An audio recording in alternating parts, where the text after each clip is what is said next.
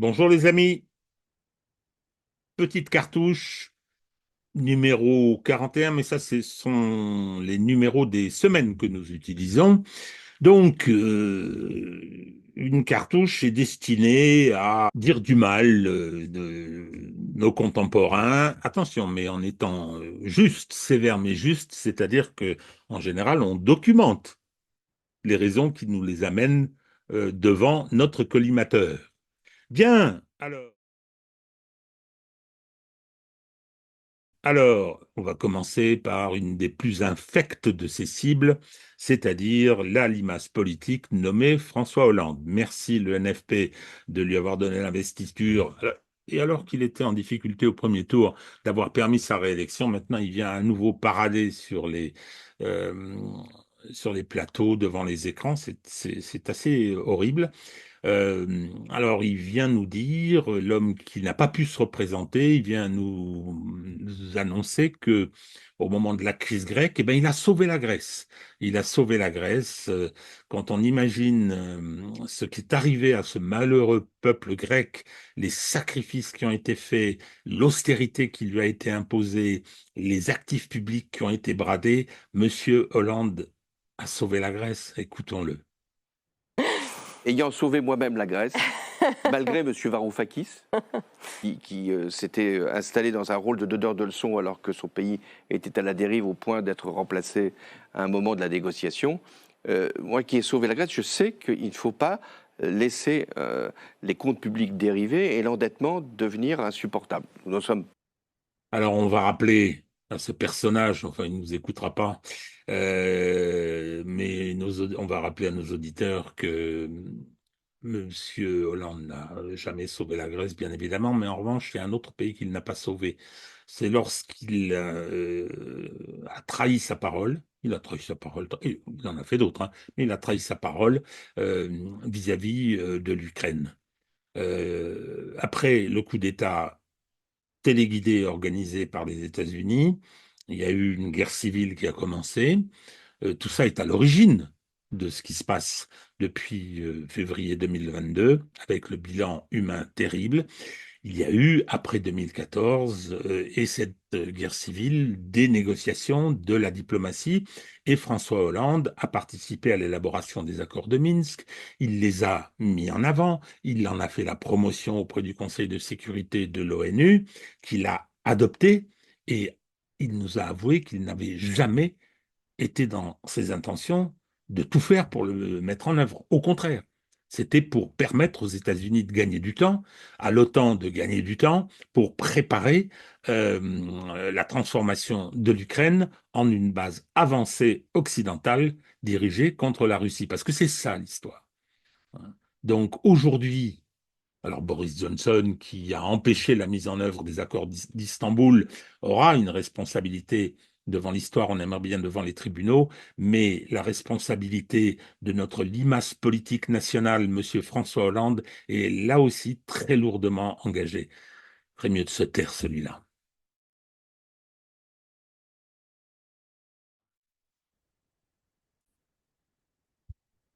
Bon, alors une autre cible assez facile, celle-là, c'est cette pauvre Aurore Berger. Je la plains parce qu'elle est en perdition totalement. Elle a été battue aux élections législatives. Elle n'est plus députée, elle n'est plus ministre, elle n'est plus grand-chose. Et son passé la rattrape. Alors c'était une girouette qui avait mangé à tous les râteliers. Et là, on lui fait des reproches qui ont l'air très documentés. Je connais pas bien le dossier au fond, mais il semble quand même que dans son activité de ministre, elle a fait preuve d'une collusion avec les intérêts privés relativement inquiétante, avec un danger pour ce qui la concerne, avec un danger pour ce qui la concerne, c'est-à-dire que il y a eu une commission d'enquête qui a été organisée, d'enquête parlementaire, pardon, qui a été organisée pour essayer d'éclairer cette question de la gestion des crèches privées. À cette occasion, ses relations avec une lobbyiste ou lobbyiste, prononçons-le à la française, enfin j'en sais rien, une lobbyiste du syndicat des crèches privées, du syndicat patronal des crèches privées, a été pointée. Et sous serment, elle a prétendu qu'elle n'avait aucun, on en a déjà parlé, qu'elle n'avait aucun rapport avec la personne en question qui était cette lobbyiste. Là maintenant, elle vient pleurer sur les plateaux en disant que c'est absolument horrible. Écoutons-la. Mais vous voyez, mon nom de famille, il est important pour moi. Ce que j'ai hérité de mon père. C'est un homme qui était honnête et intègre. C'est aujourd'hui ma mère qui m'appelle en larmes en me disant il y a des gens qui veulent t'envoyer en prison. Donc à un moment, faut arrêter. Tout ça, ça a des conséquences. Ça a des conséquences sur nos vies, ça a des conséquences sur nos familles. Je n'ai pas menti. Je ne me suis pas perjurée. J'attends qu'on me juge sur les actes.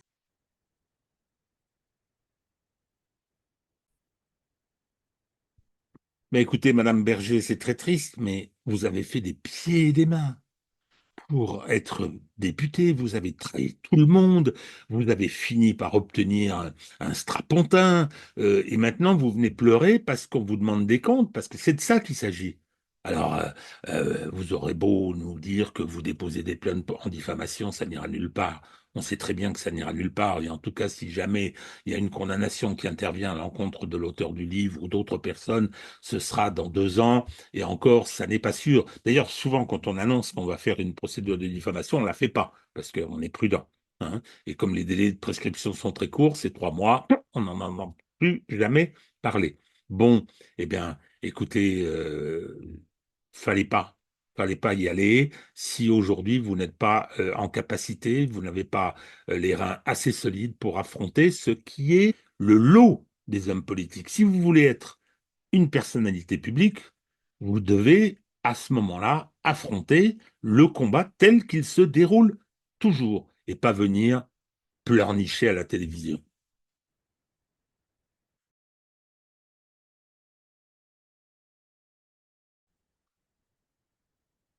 Bon, alors maintenant, on va dire du mal de Mathilde Panot.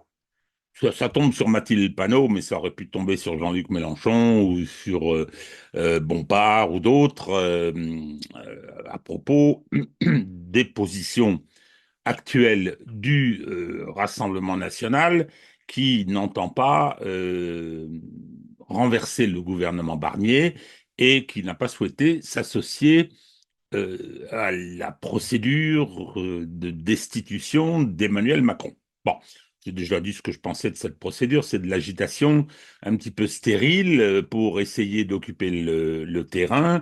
Et je pense que l'objectif, sachant qu'elle n'ira nulle part, l'objectif de LFI, c'est de se présenter comme le principal opposant à Macron.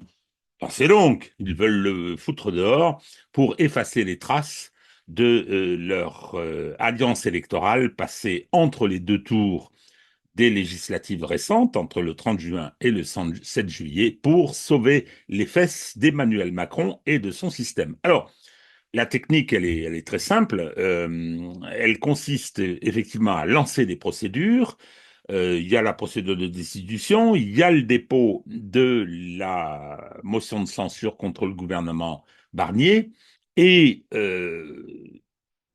la procédure de destitution n'a pas passé le filtre, elle avait passé le filtre de la commission des lois, ce qui était tout à fait logique. Après, il y a eu la conférence des présidents qui a pris la décision de ne pas l'inscrire à l'ordre du jour de l'Assemblée nationale dans le cadre des espaces qui sont réservés au pouvoir législatif pour prendre l'initiative de procédures législatives, justement.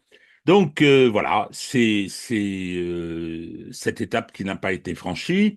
C'est à cette occasion que Mathilde Panot a fait la déclaration euh, que vous pouvez lire sur cet écran, selon laquelle le Rassemblement national, en refusant de voter pour que la délibération, qui n'aurait eu aucune suite, bien sûr, la délibération concernant la destitution d'Emmanuel Macron ait lieu, eh bien, ils démontrent qu'ils sont l'assurance vie du système. Oh là là, la belle expression, l'assurance vie. Je suppose qu'on entendra le même genre de choses lors des commentaires sur l'échec de la motion de censure. Alors, je trouve ça extraordinaire. Je trouve ça extraordinaire parce que quand même pas oublier qu'en matière d'assurance vie du système, les gens de LFI ne craignent personne. Quand je dis les gens du LFI, il y a les dirigeants du mouvement gazeux, la poignée hein, qui dirige ce mouvement gazeux, et leurs électeurs, ils ont une personne en matière d'assurance vie du système. 2017, on porte Macron au pouvoir. 2022, on l'y maintient. 2024, on le sauve. On le sauve. C'est-à-dire qu'il se retrouve avec 100 députés de plus à l'Assemblée nationale qu'il n'aurait eu s'il n'y avait pas eu cette alliance électorale. Le problème, c'est que l'alliance électorale, cette fois-ci, qui a été passée entre le NFP dans son ensemble, mais LSI, militant de cette solution, eh bien, cette alliance électorale, elle a été euh, décidée sans aucune contrepartie du point de vue du système macronien. Aucune contrepartie. Et alors après, lorsque, contre l'évidence mathématique, le NFP en général et LFI en particulier a prétendu qu'il avait gagné les élections, eh bien, on a hurlé parce que Macron n'appelait pas Lucie Castex comme Premier ministre. Pour eux, c'était ça la contrepartie. On vous a aidé, on vous a sauvé, c'est la 4e ou 5e fois, hein, et donc maintenant, on demande notre dû. Eh ben non, il ne leur a pas donné parce que c'est quand même un petit peu facile. Et là, ces braves gens, qu'est-ce qu'ils souhaitent, qu'est-ce qu'ils disent, qu'est-ce qu'ils exigent? C'est que les gens qu'ils ont battus, parce qu'ils les ont fait battre, ces barbares nazis qui sont aux portes et puis qui mangent les petits-enfants, eh bien, et ça a été un succès. Cette alliance électorale a été un succès dans la mesure où, avec ces 34%, le Rassemblement national qui espérait sinon un groupe très important à l'Assemblée, mais peut-être la majorité absolue, ben, il est retourné à ses chères études. Il reste le premier parti de France, il reste le premier groupe à l'Assemblée, mais il a été battu le 7 juillet par une alliance électorale entre le NFP et Macron. Bon, donc, et puis les autres groupuscules, LR et compagnie. Bon, toujours est-il que venir leur demander aujourd'hui de d'aider le NFP en général, et j'insiste, LFI en particulier, à foutre Macron à la porte pour que Mélenchon puisse se présenter et peut-être cette fois-ci espérer gagner, ou renverser Barnier pour qu'enfin Emmanuel Macron appelle Lucie Castex, faut peut-être pas trop leur en demander aux gens du Rassemblement national. C'est dénué d'absolument tout sérieux. Alors, le RN, ben, il réagit. Hein. Alors, vous voyez sur l'écran, la publie, leur affiche ou leur communiqué, je ne sais pas très bien comment ça se présente. Je veux dire, c'est imparable. C'est tout à fait imparable. La première assurance vie du système, elle s'appelle NFP en général. J'insiste, hein, vous le notez, et LFI en particulier, parce que je ne veux pas qu'il y ait de différence. Hein. Le NFP est une alliance électorale au sein de laquelle se trouve LFI. Et les positions que défend LFI pour essayer de se démarquer, non, non, ça ne fonctionne pas. C'est vous, vous êtes NFP et vous êtes les alliés d'Emmanuel Macron le 7 juillet au soir. Donc, allez, on va terminer par ce petit dessin que j'adore. Hein. Je l'adore complètement. Nous allons battre Macron. Comment? En votant pour lui. Et comme d'habitude.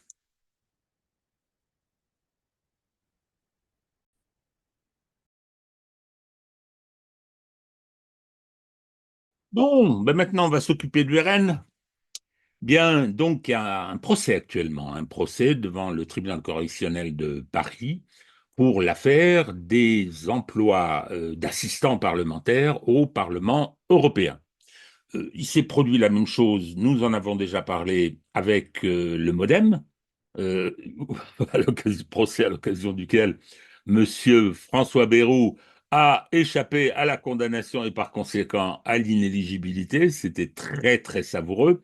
Et donc aujourd'hui, c'est le tour du Rassemblement national de passer au tourniquet. Bien.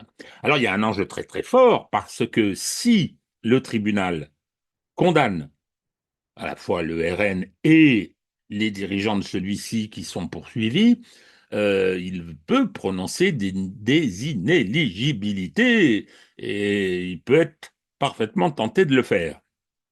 Et comme je l'ai déjà expliqué, nonobstant appel, c'est comme ça qu'on dit chez nous, nonobstant appel, le tribunal peut prononcer le caractère immédiatement exécutoire de la condamnation à la peine complémentaire d'inéligibilité. Alors, beaucoup s'inquiètent et Jordan Bardella, qui n'en rate pas une d'ailleurs, avec un petit peu d'arrogance, vient nous expliquer que non, non, non. Alors, il n'est pas poursuivi, lui. Hein. Il était assistant parlementaire, permanent politique, mais je vais y revenir.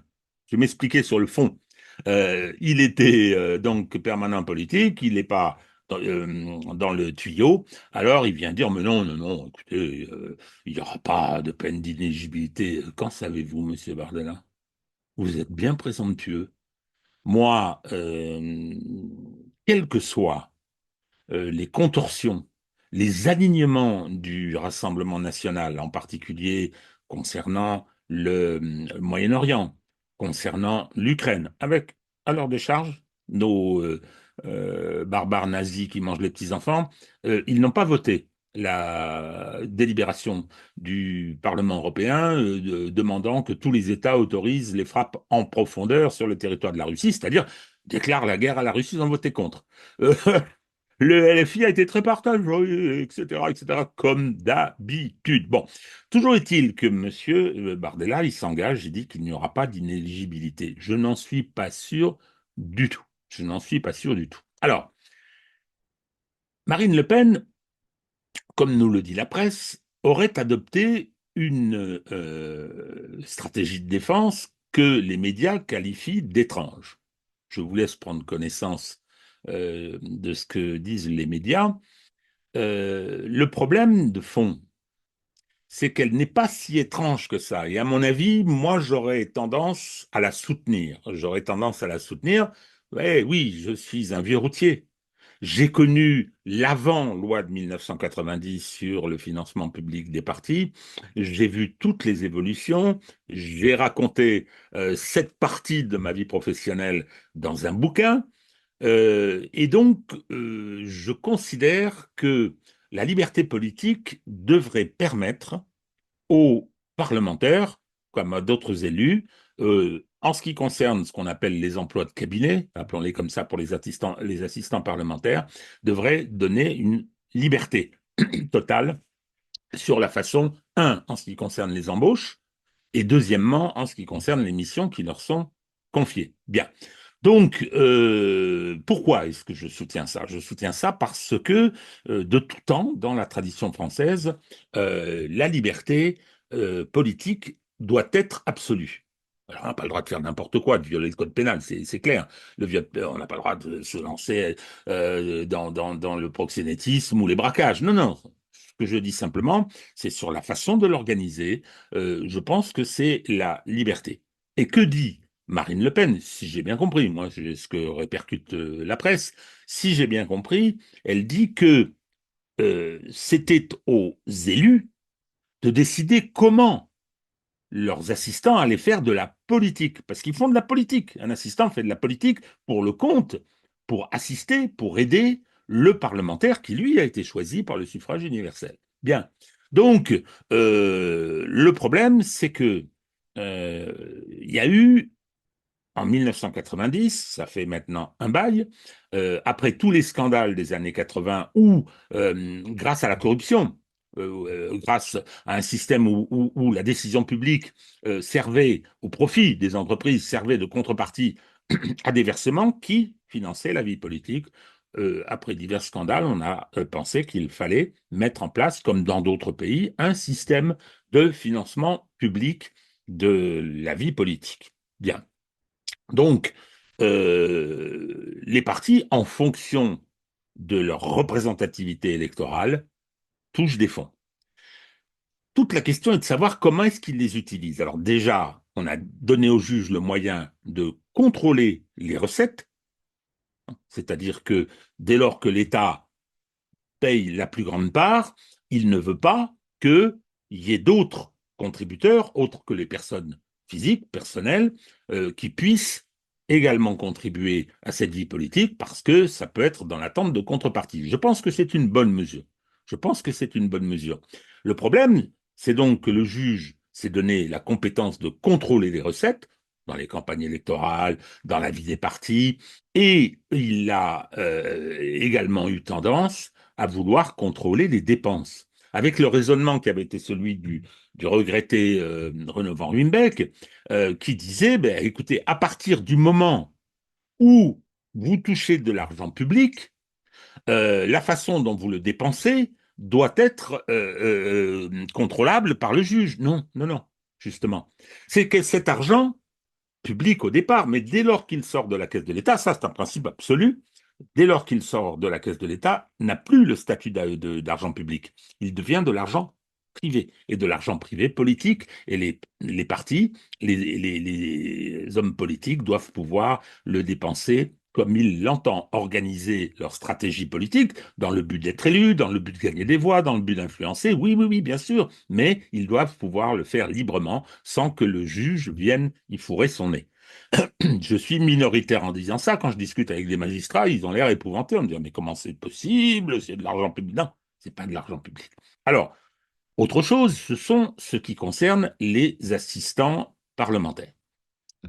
C'est un des cas particuliers. Les assistants parlementaires, ils sont nommés par exemple à l'Assemblée nationale. Alors, soyons clairs, 80% des attachés parlementaires de l'ensemble du Parlement, Sénat et Assemblée nationale, étaient des membres de la famille, qui avaient parfois des activités qui n'avaient pas grand-chose à voir avec le travail technique fait dans ces deux assemblées, et c'est ce qui a coûté très cher à François Fillon et coûté très cher à la France, parce que c'est ce qui a été utilisé pour le disqualifier politiquement par la fameuse procédure du début de l'année 2017 et qui a permis l'élection d'Emmanuel Macron. C'était le but de cette procédure. C'était le but de cette procédure.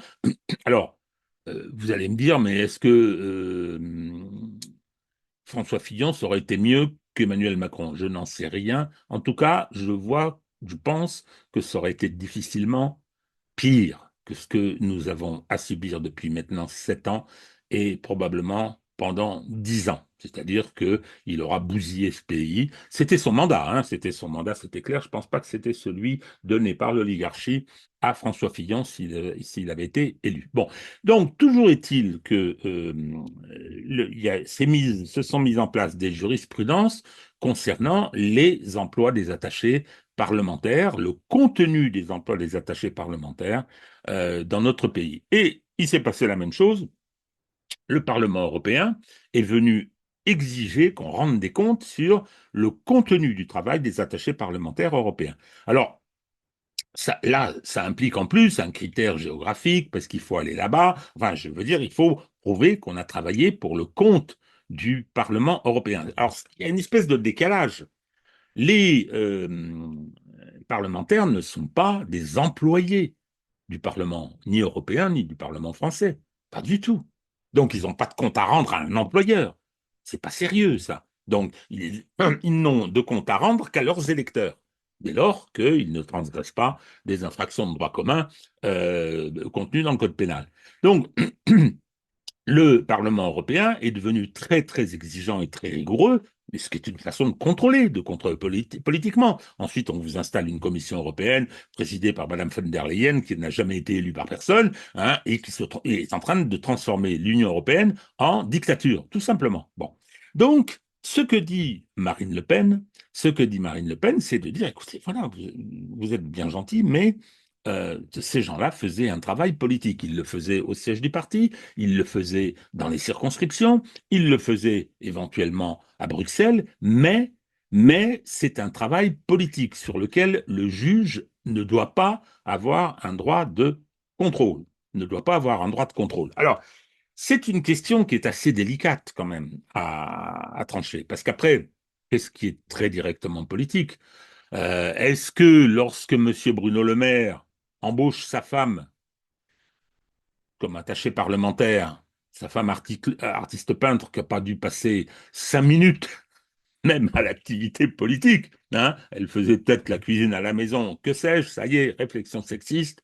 Mais lui, il a un gros avantage. Il fait partie du système Macron, donc les magistrats se sont surtout bien gardés d'aller contrôler ce qu'il avait fait et de demander des comptes à Madame le maire. Donc, c'est une question assez délicate parce que je comprends très bien que dans l'opinion publique, on se dise, mais qu'est-ce que c'est que cette histoire? Et Monsieur Bruno Leroux, celui-là, socialiste, qui a été un bref ministre de l'Intérieur dans le dernier gouvernement Cazeneuve, au moment du naufrage politique définitif, normalement, par rapport à son mandat de François Hollande, lui, il avait employé ses enfants, puis s'était fait rembourser l'argent qu'il leur avait donné. Enfin, il y avait des trafics et tout. Bon, lui, il n'a eu aucun des ennuis lourds qui ont été infligés à François Fillon. Bon, donc voilà un petit peu comment se pose le problème. Comment se pose le problème, c'est-à-dire, est-ce que considère que les politiques qui sont élus à des postes par le suffrage universel doivent d'abord et avant tout rendre des comptes à leurs électeurs. J'ai voté pour un député, s'il fait mal son boulot, ben je ne voterai pas pour lui la prochaine fois. Et ça vaut pour le Parlement européen. Et ou bien, est-ce que dès lors qu'ils sont élus, qu'ils doivent travailler chez le législateur européen, chez le législateur français, ils deviennent des employés de du Parlement en question et à qui ils doivent rendre des comptes. Et que par conséquent, le juge peut contrôler la quantité et la qualité du travail effectué au regard de l'analyse que le juge fait lui-même de l'intérêt du Parlement.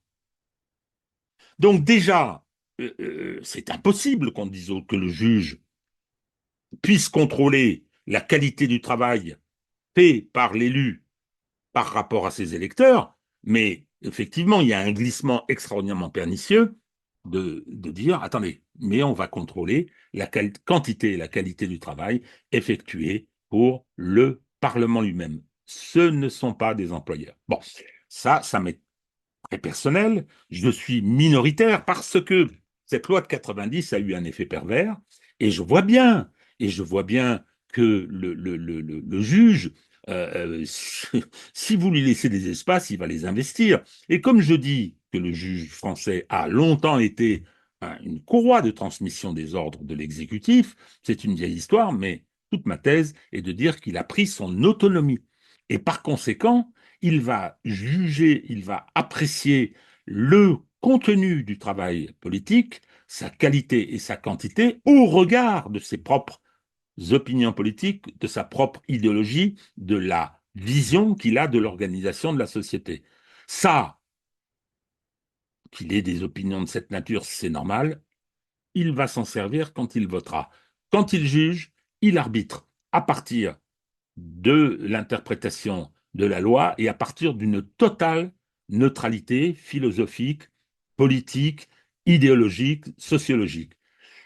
On est loin du compte. Bon, ça nous amène, bien évidemment, pour terminer cette cartouche, euh, vous noterez que les parties juridico-juridiques sont souvent un peu longues. C'est ce qui va arriver avec celle qui concerne la polémique autour de l'état de droit. Bon, alors, l'état de droit. L'état de droit, on nous rebat les oreilles avec cette idée, ce concept, polémique à tous les étages. Retailleau dit il y en a marre de l'état de droit. Barnier vient dire mais non, c'est très bien l'état de droit. Enfin bon, les enjeux sont éminemment politiques et éminemment démocratiques. Le problème que l'on constate, c'est que dans les débats, ceux qui apparaissent et ceux qui sont répercutés dans les médias mainstream ne le définissent pas. Ne le définissent pas. Alors, des intervenants qui le font. Malheureusement, ce débat est très important, ce débat sur la définition, très important, parce que il faut savoir de quoi on parle. Alors, les médias que je viens de citer, ils invitent gens dont ils pensent qu'ils vont pouvoir éclairer l'opinion. Pas du tout. Pas du tout. Prenons l'exemple de Rémi Yates, qui est le procureur général auprès de la Cour de cassation, que on nous présente faussement comme le plus haut magistrat français, tout en haut de la hiérarchie. Ben non, c'est le président de la Cour de cassation qui est le plus haut magistrat de France. France Info. Et notre grand témoin ce matin sur France Info est le plus haut magistrat de France. Bonjour Rémi Yates. Bonjour. Procureur général près la Cour de cassation, tout en haut donc de cette institution. C'est pas très grave, mais ça montre bien l'imprécision de nos chers journalistes et la faiblesse de leur culture juridique et judiciaire. Alors, Rémi Yates, il le présente comme le plus haut magistrat. Moi, je le présente comme quelqu'un qui a rendu beaucoup de services à Emmanuel Macron, qui a été une des pierres angulaires du système mis en place à partir de 2017. Le fait qu'il soit aujourd'hui procureur général auprès de la Cour de cassation est effectivement le témoignage de ce qu'il a été extrêmement complaisant avec, cet adjectif peut paraître désagréable, c'est le mien, extrêmement complaisant avec le système Macron. Donc, qu'est-ce que c'est que l'état de droit? Alors, bon, un petit bout de l'interview en plus. La justice qui est au cœur de nombreux débats ces jours-ci, lancés par le nouveau ministre de l'Intérieur. L'état de droit, ça n'est pas intangible ni sacré, a déclaré par exemple Bruno Retailleau, l'homme de loi que vous êtes. Comment reçoit-il ces mots ? Je ne suis pas du tout de cet avis, et s'il y a bien quelque chose qui devrait être intangible et sacré, c'est justement l'état de droit. Il nous en dit absolument rien. L'état de droit, il y a deux significations. On va pas rentrer dans les détails du concept, on le fera à l'occasion de la série autour de mon livre, mais il y a une première interprétation de ce concept qui consiste à dire l'état de droit, c'est quand la puissance publique respecte sa propre légalité, c'est-à-dire qu'elle est productrice de normes, et la puissance publique au sens large, l'État en fait est producteur de normes. Le Parlement est un élément de l'État, est une institution de l'État. Et donc, l'État produit des normes et l'État de droit, c'est quand lui-même les respecte. Il y a de la raison d'État, peut-être parfois, mais normalement, c'est ça.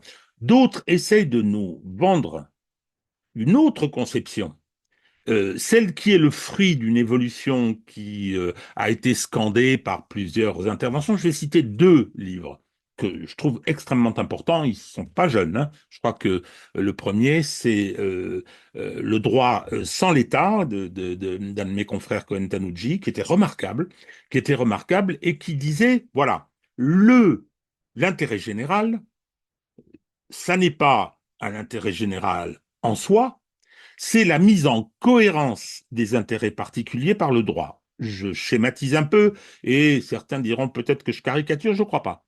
Je crois pas. Et donc, cette conception donne aux juges et aux institutions de régulation juridique et judiciaire donne des pouvoirs tout à fait extraordinaires. C'est-à-dire que la mise en cohérence des intérêts particuliers par le droit, qui est-ce qui va arbitrer les contradictions d'intérêts? Cela va être le juge. Donc, on va priver la partie qui est productrice de normes, on va la priver de son autorité. Elle présente un gros défaut pour ceux qui veulent que tout ça évolue. Elle présente un gros défaut, c'est qu'elle émane d'une souveraineté. Démocratie représentative avec ses limites, mais il y a l'élection. Il y a une souveraineté qui s'exprime dans des formes particulières et qui est ensuite portée par les institutions qui ont reçu cette onction-là. Et on veut, au profit du juge, les en priver. C'est ce qui se passe. C'est ce qui se passe dans tout un tas de domaines.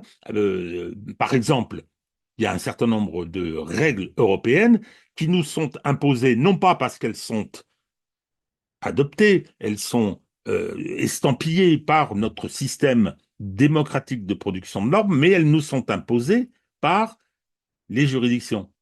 par les juges.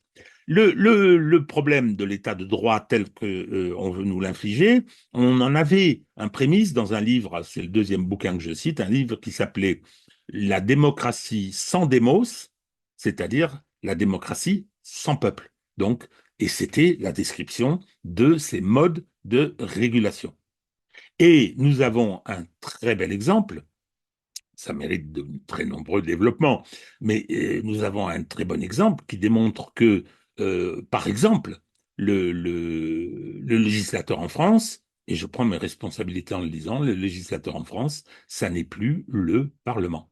C'est le Conseil constitutionnel actuellement présidé par Laurent Fabius, avec sa dégaine d'ecclésiastique félon qui vient dispenser avec componction sur les écrans, c'est le son à la fois de droit et c'est le son de morale. Euh, Première intervention que je crois important de décoder. Les parlementaires savent bien qu'ils votent les lois. Ils sont élus pour ça. Bon, ils peuvent modifier les lois, bon, mais c'est à l'intérieur du cadre constitutionnel. Alors comme ça, effectivement, les parlementaires votent les lois, mais ils le font sous la surveillance du Conseil constitutionnel. Parce que quand Laurent Fabius dit ces lois, elles sont votées et elles doivent correspondre au cadre juridique qui est le cadre constitutionnel, il fait un mensonge par omission. C'est que ce cadre constitutionnel, il a été modifié. Il a été modifié de façon tout à fait arbitraire par le Conseil constitutionnel lui-même. C'est-à-dire qu'on avait la Constitution et le contrôle de constitutionnalité, il est destiné à vérifier que la loi adoptée est bien conforme au texte même de la Constitution. Et c'est 90 articles pour la Constitution du 4 octobre 1958. Le problème, effectivement, et ça, c'est pas Laurent Fabius qui a commencé, le problème, c'est que les différents membres de ce Conseil constitutionnel, aidés en cela par le Conseil d'État, qui est l'opérateur technique du Conseil constitutionnel, ont rajouté tout un tas de considérations qui n'avaient rien à y faire. C'est ce qu'on appelle le bloc de constitutionnalité des principes. On a considéré que la Déclaration des droits de l'homme dans sa totalité, que le préambule de la Constitution de 46 également, et puis de tout un tas d'autres principes. Et puis, je crois que quel meilleur exemple que ce que M. Fabius nous a infligé. Voilà, les parlementaires avaient adopté un texte visant à réprimer l'activité de passeurs de migrants aux frontières. Bien, donc c'est une activité pour certains lucrative, pour d'autres qui se payent avec le sentiment d'être une belle âme et d'être généreux. Et donc, il y avait l'aide au séjour irrégulier, l'aide au passage des frontières des migrants illégaux était considérée comme une infraction. Et que nous a dit le Conseil constitutionnel présidé par M. Fabius, c'est que la devise de la République, liberté, égalité, fraternité, faisait partie du bloc de constitutionnalité. C'est une norme juridique, la fraternité. Donc, on ne peut pas prendre des textes qui sont de nature à réprimer ce que M. Fabius considère être de la fraternité. Moi, je suis désolé. Lorsque M. Cédric Herrou aide au passage aux frontières en se moquant ensuite de ce que vont devenir les gens qu'il a aidés à faire passer. Je ne l'accuse pas de faire ça contre rémunération, hein, si ce n'est simplement que ça lui permet de se mettre en avant. Ça fait partie aussi hein, de la donnée de la contrepartie. Mais ils ne se préoccupent pas de ce qui va leur arriver après. En particulier les réseaux de trafic, les réseaux de prostitution que ça va alimenter. Et donc, essayer de réprimer ces comportements, c'était la souveraineté du Parlement. Eh bien, M. Fabius a dit non, parce que tout ça, c'est mal, parce que c'est pas fraternel. Et la fraternité de la devise, première fois dans l'histoire, c'est inouï. La fraternité de la devise de la République, eh ben, elle a une valeur constitutionnelle, donc on la range dans le bloc de constitutionnalité. S'arrête pas en si bon chemin. Monsieur Fabius, alors c'est une interview qu'il a donnée à LCP, il ne s'arrête pas en si bon chemin parce qu'il donne des leçons de gaullisme et continue à se foutre du monde. Vous savez, la Constitution, elle est assez bien faite. Hein, et en particulier, bon, le temps a évolué, mais quand on se réclame du général de Gaulle, il faut voir ce qu'il a écrit dans la Constitution, quand même.